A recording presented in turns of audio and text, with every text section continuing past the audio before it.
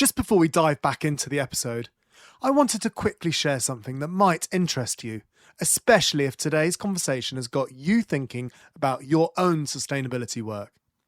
Some of the things we hear most in this industry are, I wish I could connect with other people doing this work, or I'd love to turn my sustainability expertise into something more.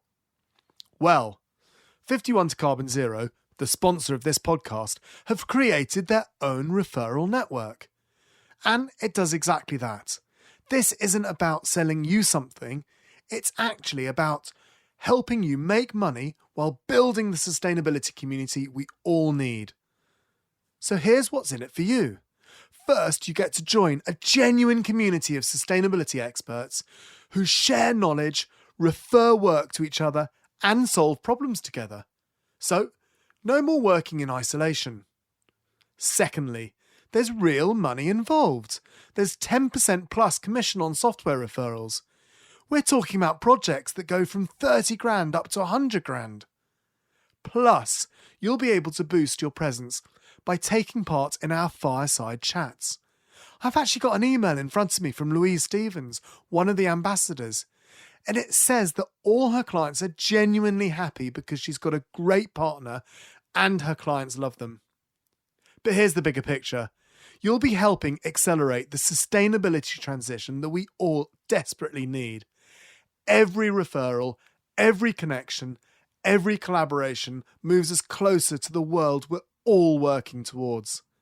If this resonates with you and you want to earn some extra income, click the link in our show notes to become a 51 to Carbon Zero ambassador.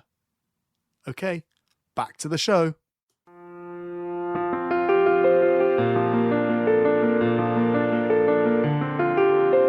Hi, and welcome to Sustainability Solved, the Sustainable Business Podcast. I'm Will Richardson. Today, as the cost of living crisis bites, we ask how important environmental messaging is to consumer choice. Is sustainability a luxury for a few, or the only way ahead for brands? I'm joined by Will Thacker and Fran Docx from 20-something, the creative company behind the captivating Woolmark, Wear Wool, Not Fossil Fuel campaign. In the ad, figures emerge dazed from a pool of oil and strip off to reveal wool clothing underneath. The video aims to educate consumers about the environmental dangers of synthetic fibres. Welcome both of you and congratulations on the Woolmark campaign. Can I start by getting you to introduce yourselves and explain your role in the campaign? Maybe, Fran, would you like to go first, please? Yeah, of course. Thanks, Will, and thanks for having us on this. My name's Fran Docx. I'm a strategy partner at 20-something. So I look after all things strategy related, which is usually trying to work out what the business objectives are, what we need the campaign to do, how we can speak to the audience in the way that they will be most receptive to our message, and how we can make sure that the campaign is as effective as possible. So my role in this particular campaign was designing and heading up a lot of the research. So I did a lot of speaking to people before we got into the creative side of things and really understanding what the actual problem was that we needed to communicate to people. Brilliant, thank you. And Will? My name is Will Thacker, creative partner and co-founder at 20-something. I'm essentially the creative director of the agency. I look after an amazing creative team who have come up with most of the brilliant thoughts. I'm there to shepherd it essentially through to making sure we're hitting all the business objectives and strategic points that Fran's laid down and sort of really creating engaging, exciting storytelling. Fran, this campaign was launched off the back of some research that Woolmark did. Can you share what they discovered about consumers and sustainable fashion, please? Yeah, absolutely. So the first thing that they told us when they came to us about this brief was that they'd done some research to say that back in the 80s, around 17% of all fibres were synthetic fibres. And by 2030, we were going to get to around 80% of all fibres in the market being synthetic. And this was a huge issue, obviously, because synthetic fibres are really bad for the planet. They're made from oil and they are causing a lot of sort of climate issues. But what they were also sort of finding was that people kind of knew that synthetic fibres were, not natural. They kind of knew that they weren't very gentle on the planet, and yet they were still buying them in their droves. And so they said to us, well, what do we say to people that is going to get them to change their mind and change their behavior? How do we really sort of drive it home to people? Because these messages about being, wool being natural are not really working. So we had a hypothesis at the very beginning, which was that while people sort of knew almost intellectually that synthetic fibres were bad for the planet, they didn't really make that connection, as many of us don't, with the clothes that they were wearing and the fibres they're made of, and then that impact. So if I was to sort of ask you what's in your cupboard, you would say, I have T-shirts, I have some jeans, I have a jacket. You wouldn't necessarily say, I have silk, I have cotton, I have polyester. And so what we really needed to do as part of the campaign was make that link, that connection really clear for people, that the things that they were buying and putting on their body were made of something, and that thing itself had an impact. And that's where, a lot of Will's brilliant work with the director Sil and Yorick was all about making it incredibly visceral and making people feel it on their skin and almost be slightly disgusted by it as well, which I think is a really important part of the campaign. Okay. And Will, how do you begin with the creative vision for this campaign? Yeah, I think that visceral feeling and of just trying to actually tangibly make people feel the difference of the fabrics and the origins of the material was sort of a huge part. And there was a lot of reference we found of people weirdly covered in honey and paint and this type of thing. And there was something really claustrophobic about that. And although we were sort of talking about oil as a sort of material and the source of the problem, there's a huge problem the other side of it suffocating our planet as well. So there's some really nice links there conceptually that we can make and take people on this journey. I think there was one fact which I'm probably going to get the numbers wrong, but there's the X amount of millions, hundreds of millions of barrels of oil used in 150 million barrels of oil per year. There you go. That people really sort of got hold of in research groups as well. Like they were like, wow, there was no idea that this fossil fuels was like a source material and there was that quantity of it. I mean, I think a lot of people were really engaged with greenhouse gases and the fashion industry becoming a problem that way. I think sort of their sort of carbon footprint's the same as sort of France, Germany, England, and another country all put together. But people just hadn't really started to consider or think about this idea of or the source of the material that they're wearing. And we wanted to take that sort of barrels of oil fact and make it something tangible and something real. And one of the creatives, I think we were on a call again with Sil and Yorick from Studio Birthplace, who are the directors. And one of the creators sort of crunched some numbers and got to a point about how many Olympic-sized swimming pools there might be, and that felt much more real, like something that everyone's seen. Like it's a space that most people in the world have seen, and it's still huge. And when you go into those places, the vastness and the depth of that pool, and to experience that, and and then to tangibly change that to oil and have people immersed in it, soaked in it, I think was the sort of start point of the creative. There's quite a few people in my team, and obviously I'm surrounded by a huge amount of vegans and people that don't want to. And I just want to just ask, has that come into this research? Because it can't be black and white. And so how does the fact that, we should be and will be using animals, let's face it, we use them less, how does that come into this argument? I think it's a really interesting point, and I think Woolmark as a company will hold up their hands and be as transparent as possible around their eco-credentials. I think bringing in animal husbandry and the way that we treat animals, I think is really important. And as an organisation, they're very much trying to strive for the best animal husbandry as possible.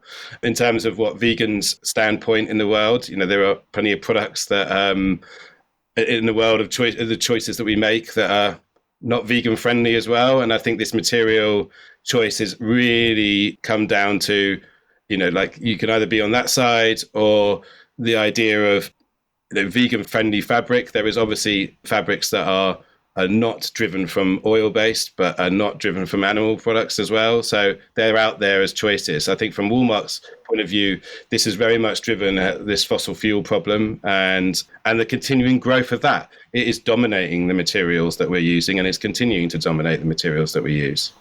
Okay, that's interesting. Okay, thank you.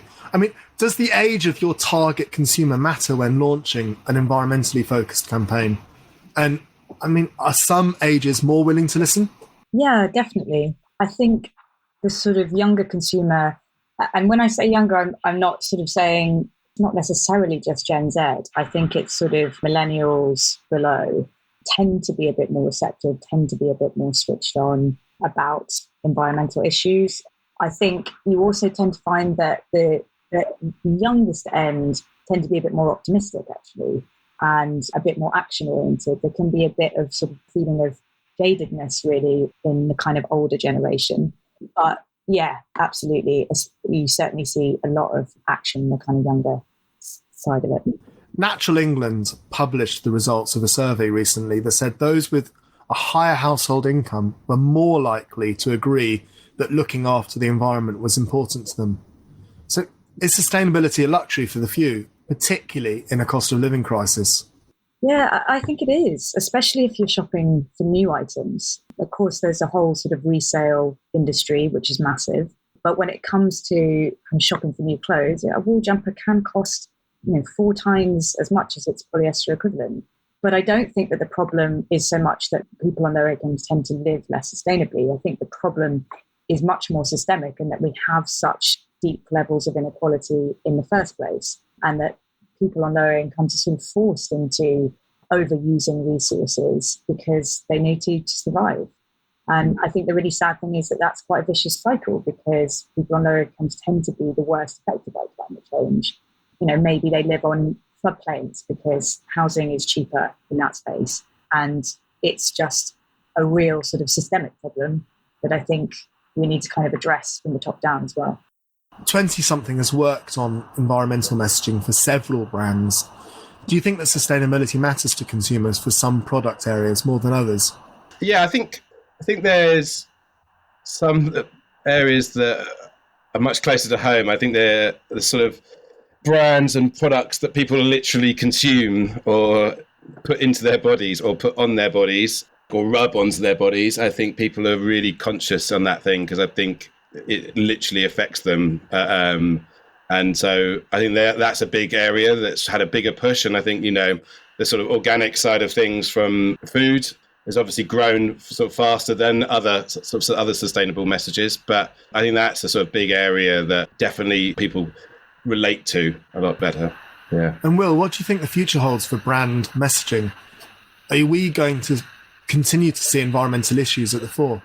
Yeah, I mean, we all can't, none of us can hide from the problems this world's facing, and the alarm bells are going, and we cannot hide from that. And I think brands of all scales are going to have to start making huge impact on that. And that can't just be from a messaging point of view. That needs to be down to manufacturing processes, how they're creating their products, how they advertise it. These need to change on all levels. I think you could sort of see sort of big brands like SC Johnson sort of buying and investing in Method, had some backlash against the sort of core fans of Method, but these huge multinationals need to be seen and also want to have brands that are ready to be future facing as well. I think that P&G have made a pledge about recycling packaging, and it should all be recyclable or reusable, plus 100% renewable and zero net waste by sort of 2030. That's some quite big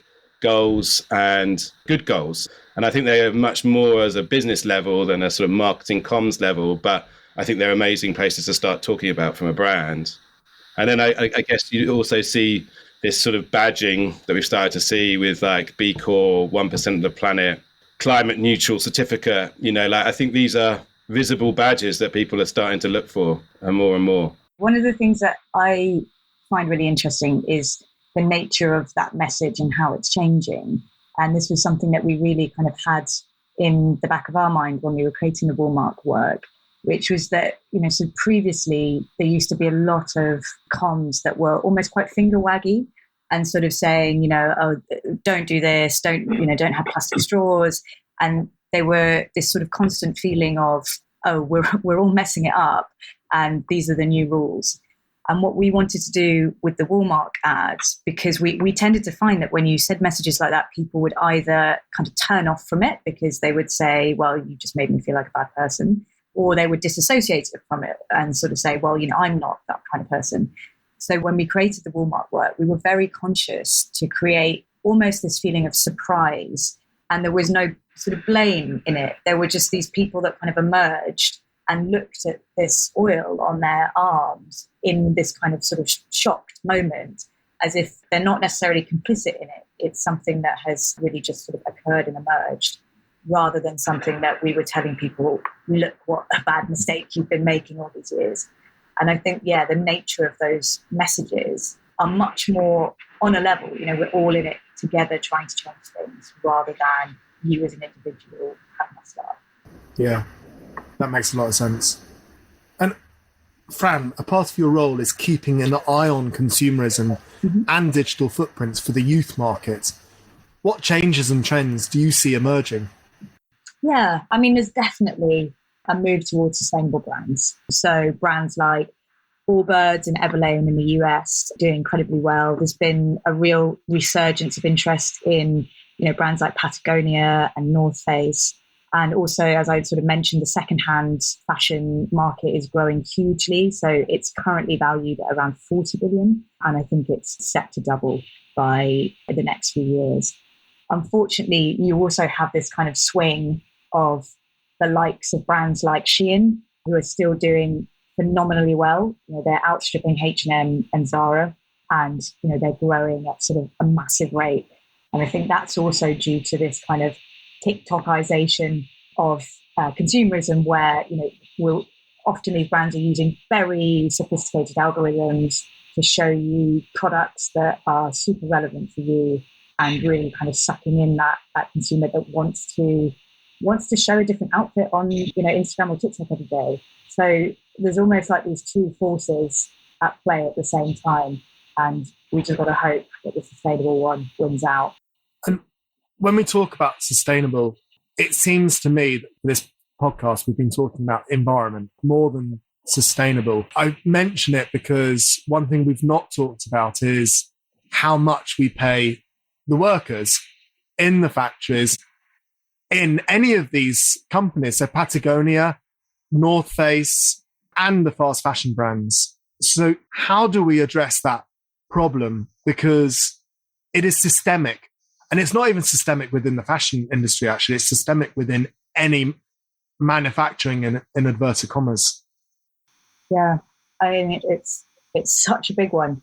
I think it's related to the environment problem. So particularly with Woolmark, for example, what we're trying to do is really raise the profile and desirability of wool that will ultimately have a knock-on effect for the farmers of wool as well, that will ultimately help the planet in turn. So it's one of those things that's kind of everything is linked. Do you think education is a part of it? And Will, I'm actually going back to something that you just talked about in one of the previous questions about B Corp, 1% for the planet, but you mentioned climate neutral or carbon neutral.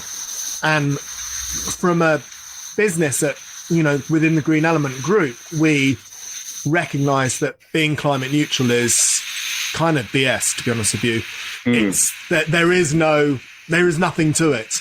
It's a very good CSR strategy, but it's not an environmental strategy. And so therefore, how does that play in with the work that you've done, that education piece? Yeah, I think the work for Woolmark in general, like that campaign, it's like a 3-year campaign. So this first point was educate on the problems of synthetics or where they come from.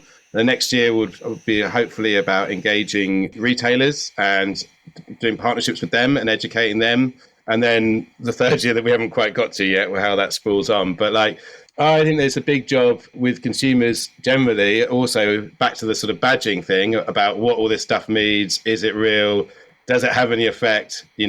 Carbon neutral is just a huge thing to even attempt to achieve. And as you said, it's a lot of it's a load of bullshit, basically. So, but are people fooled by this? Do they understand it? Is it greenwashing? And I think that we all need to go on that journey. And, I'm a consumer myself, and I try my very best at home to choose the right products, and you learn things all the time. We went and had a chat with a lady who runs a sustainability company the other day, and I thought I was doing very well on my toilet paper selection. And then she said, "You do realise that bamboo is shipped all the way from China every time. Basically, it's only grown there. So this is the right way to go forward: is recycled paper from the UK, made in the UK." Low shipping costs, low transportation costs. These are the things how you reduce it. We're all fooled. Everyone looks at bamboo and goes, that's a saving grace. And it's like, it's not. So I wouldn't say you're fooled, because that's not fair. It's so nuanced and so complicated, because in some instances, transportation can actually not be there's no point even looking at it as a part of the equation, because it's such a low part of the equation. Right. And then in some instances it isn't. It's really hard working in this industry. Don't feel like you're being fooled or anything. I think that it's also continually learning as well, and changing and evolving. So I think I'm trying to don't feel bad. And the listener, I don't want the listener to feel bad either. I think this is one of the real problems, really, isn't it? That we as humans kind of live off of shortcuts for information, to understand how the world works and to navigate it. And that's really how brands work. So if somebody just puts the word green or eco or something on a product, we're quite quick to kind of go into, because otherwise we'd have to kind of read the packet every single time. And so greenwashing is rife, because it can be, because that's how we operate. And that's a really sort of sad thing, I think. And as consumers, we really do have a responsibility to kind of step in and really do the homework, like you say.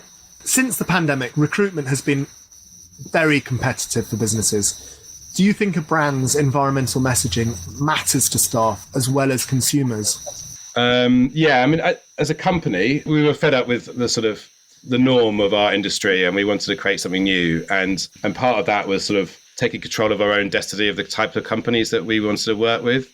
And that wasn't to set out to work with sustainable or people or planet first brands, and that's still not in our sort of core pillars of what we'd like to do. We want to work with future facing brands and brands that are going to be around the next 20 years, and a lot of them seem to be brands that are focused on sustainability. But as we have become quite picky with who we work with, and that filtering system has meant that we've actually have quite a nice portfolio of companies, and it's quite attractive to talent and young people coming into our business. And I think one of the proudest things that we've achieved in the last 3 years as well. Brilliant. And Will, you've worked as creative director for a number of agencies and brands. Have you seen brand messaging change over the last 20 years or so?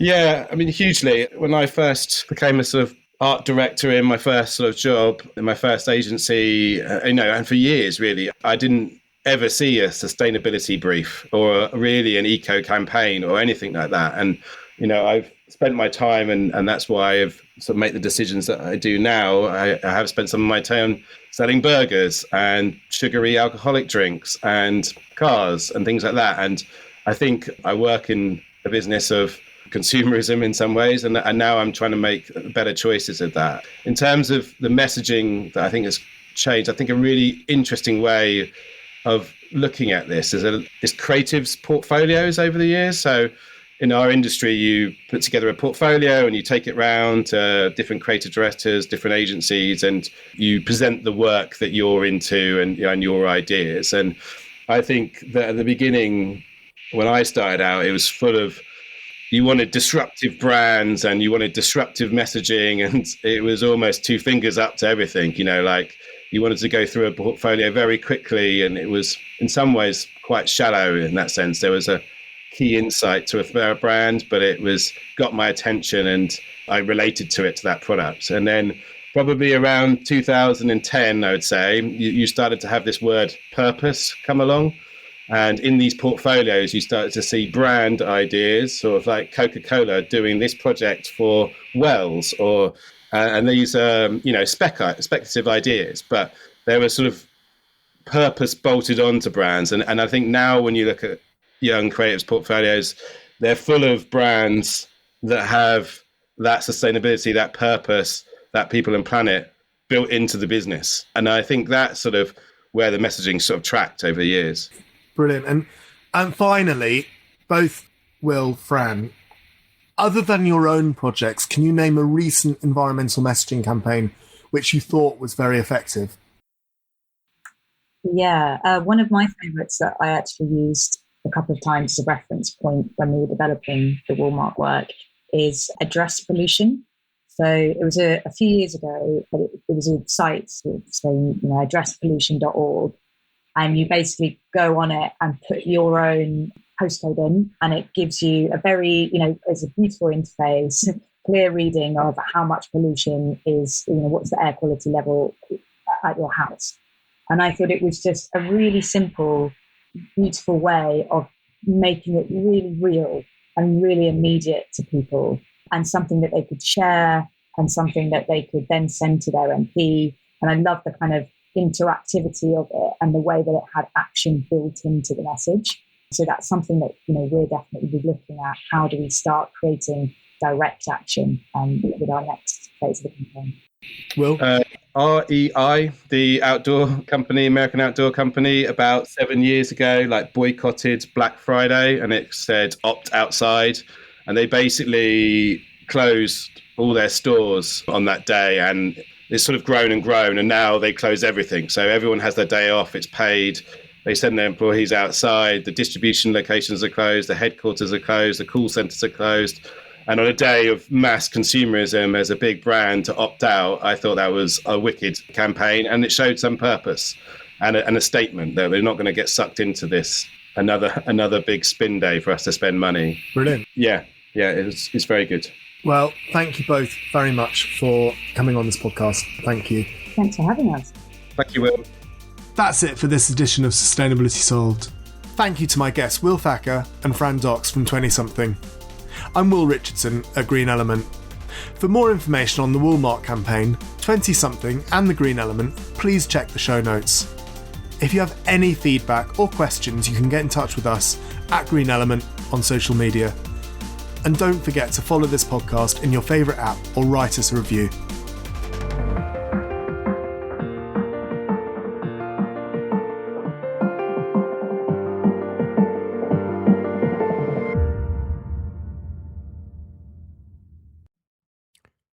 So you really enjoy sustainability and want to be a part of the solution?